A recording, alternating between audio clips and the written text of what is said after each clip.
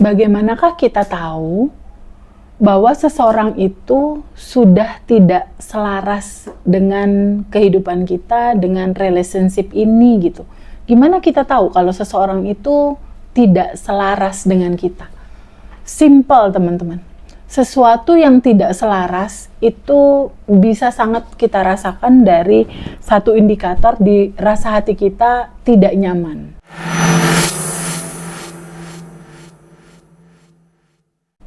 Biasanya ketidakselarasan itu muncul dari rasa yang betul-betul sangat bisa kita rasakan bahwa ini udah gak nyaman, ini udah membuat sesuatu yang aku nggak happy gitu. Ada rasa nggak nyaman di situ.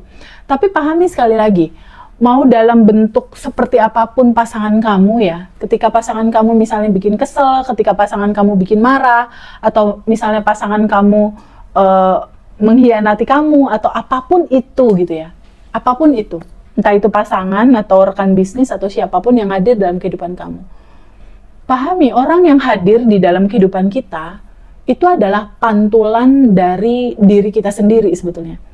Jadi di sini ketika ada sesuatu yang gak selaras, perenungannya sih sebetulnya bukannya apakah aku akan terusin sama dia atau enggak gitu. Bukan di titik ujung final keputusan itu sih kalau menurut aku ya.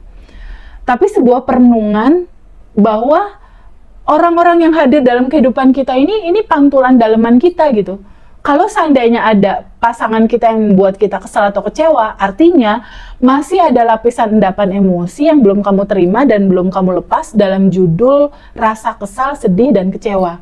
Nah, beresin dulu ini di dalamnya kamu. Karena realita di tahun sekarang itu adalah pantulan lapisan endapan emosi kamu di masa kecil kamu. Ada mental block di sana, ada trauma, ada kepahitan, ada kesedihan yang menumpuk tuh di energi bawah sadar kamu. Nah, segala hal yang menumpuk atau menjadi sumbatan, biasanya dia terus menyala di bawah sadar. Nyala kekecewaan, nyala kesedihan, nyala duka, nyala kekhawatiran gitu. Nah, dia menyumbat energi di tubuhmu menjadi sesuatu yang akhirnya apapun yang menyumbat secara energi, dia biasanya akan selalu mencari jalan untuk bisa kamu kenali lagi, untuk kamu aware gitu, berupa peristiwa biasanya. Nah, peristiwa-peristiwa loopingan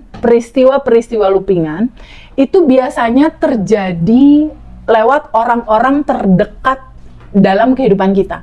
Jadi loopingan itu atau konfirmasi terhadap bagaimanakah isi dalaman kamu, masih ada lapisan endapan emosi apakah yang menyala di bawah sadar kamu, itu bisa terlihat dari semua peristiwa yang kamu alami di sekarang-sekarang. Siapakah orang-orang yang hadir dalam kehidupan kamu dalam bentuk rasa seperti apa? Ketika kamu berinteraksi sama dia, itu merupakan gambaran, begitulah gambaran dalemanmu. Jadi kesimpulannya, ketika ada sebuah rasa yang membuat kamu nggak nyaman, sadari bahwa semesta, Allah, atau apapun nama itu kamu sebut ya, dia berkomunikasi sama kamu lewat peristiwa. Untuk memberikan sebuah gambaran, masih ada lapisan endapan emosi apa yang menyala di bawah sadar kamu, dia hadirkanlah peristiwa itu untuk mengkonfirmasi seperti itulah isi dalemannya. Untuk bisa kamu berdamai sama rasa itu, kamu larutkan, kamu lepaskan gitu. Jadi inti permasalahannya bukan dia harus berubah, kamu harus berubah pasanganku misalnya gitu ya. Kamu nggak boleh kayak gitu. Kendali eksternal itu sebetulnya berawal dari bagaimana kamu bisa memperbaiki di internal kamu.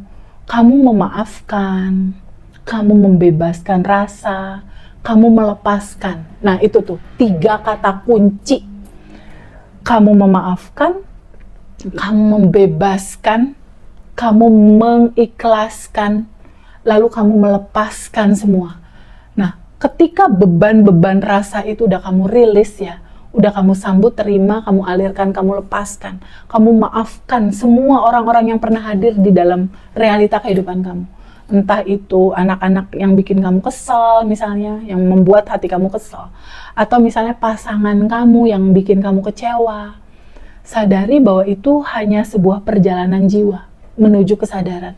Dan tentunya ketika kamu menyadari dalam kebijaksanaan yang indah di titik sekarang, kamu mengikhlaskan, kamu memaafkan, kamu melepaskan, kamu membebaskan, tubuh kamu akan menjadi flowing pada akhirnya. Dan ketika ada sebuah kesimpulan, bagaimanakah aku mengetahui pasanganku ini masih selaras nggak nih sama jalan hidup aku? Mau aku terusin atau mau aku lepas gitu? Ya itu sebuah pilihan sebetulnya. Tapi kesadaran intinya, jangan melihat sudut pandangnya kesalahan itu hanya dari pasangan kamu. Karena pasangan kamu ini, dia bersikap bagaimanapun terhadap kamu, itu adalah pantulannya aja. Sedangkan akar dari pantulan ini itu adalah lapisan endapan emosimu sendiri.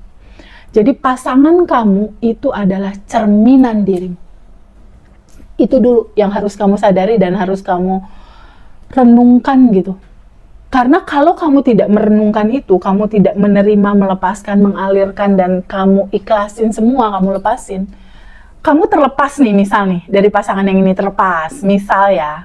Lalu kamu cari nih pasangan baru nih, cari pasangan baru dengan harapan yang lebih baik, yang lebih setia misal, atau yang lebih seru, lebih keren, lebih royal misal.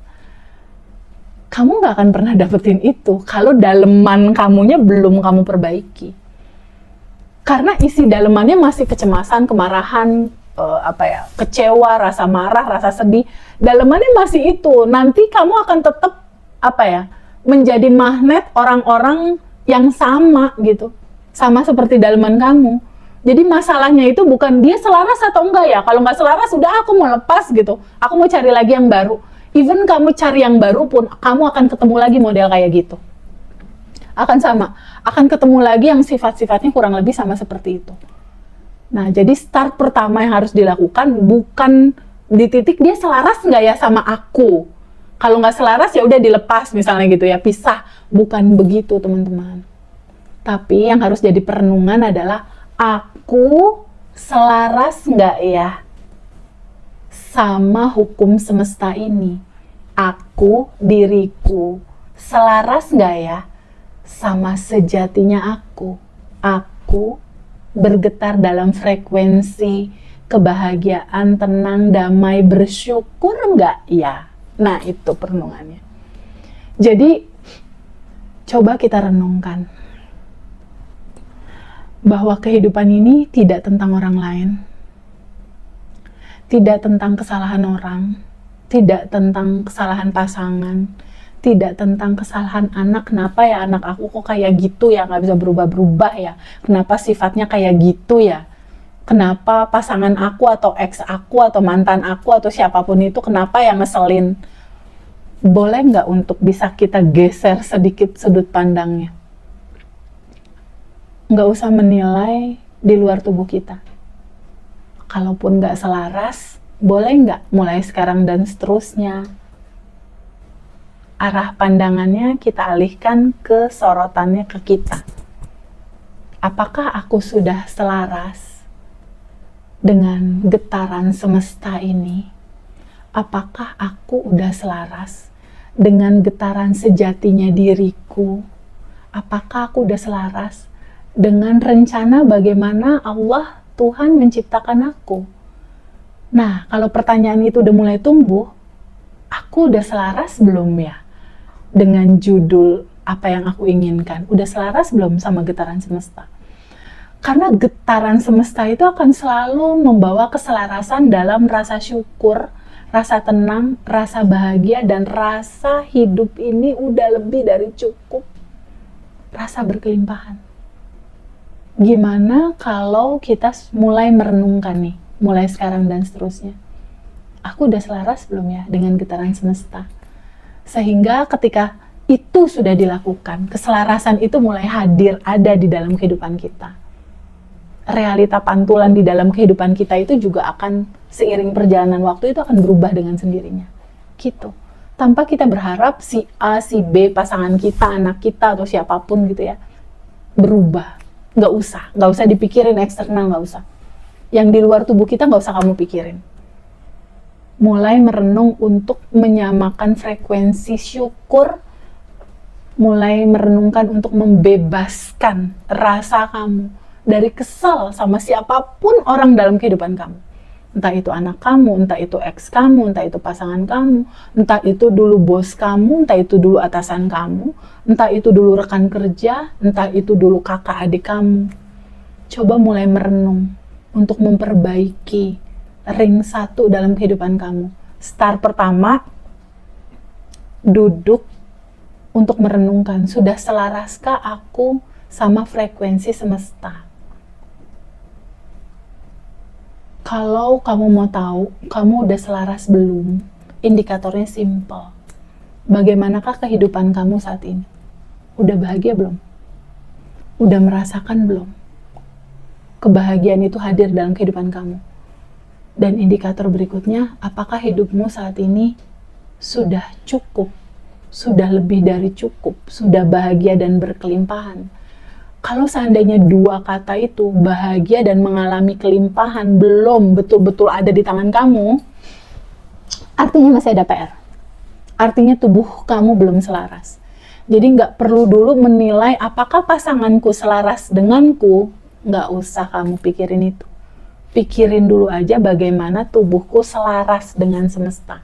Selaras dengan naturalnya aku dalam hukum penciptaanku ada di bumi ini. Bahwa sejatinya kamu lahir itu dalam getaran tenang, bahagia, syukur, dan kelimpahan. Balik lagi ke sini. Balik lagi ke sejatinya kamu. Dalam rasa ini. Rasa tenang, rasa damai, rasa syukur yang betul-betul kamu syukuri. Sekarang perenungannya gini.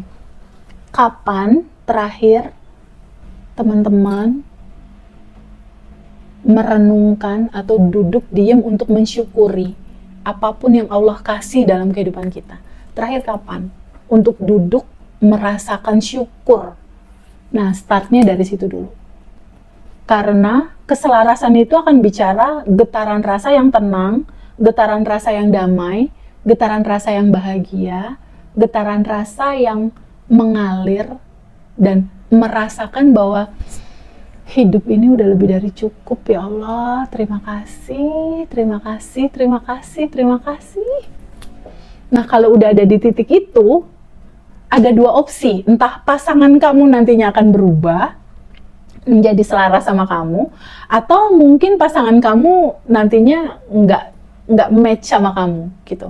Jadi nanti keputusannya selaras atau tidak, start pertama lakukan kamunya rilis dulu gitu. Kamunya selarasin dulu tubuh, pikiran, gerak tubuh kamu tuh dengan aliran cinta tanpa batas ini. Ya, sama-sama cek ya, untuk bisa kita menyadari, pahami sekali lagi teman-teman.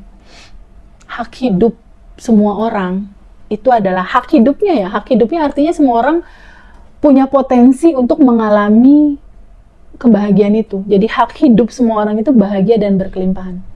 Ketika itu sudah menjadi hak hidup semua orang, jika di titik sekarang teman-teman belum ada dan belum mengalami bahagia dan berkelimpahan, artinya kita masih harus menolong diri kita sendiri untuk membebaskan rasa-rasa yang gak nyaman dalam diri kita terhadap orang lain, untuk membebaskan juga rasa bersalah kita terhadap diri kita sendiri. Kadang-kala kan kita masih belum bisa memaafkan diri sendiri tuh. Nah, izinkan untuk kamu maafin diri kamu, harmoni kamu terhadap ring 1 kamu perbaiki, mulai melepaskan, mulai memaafkan.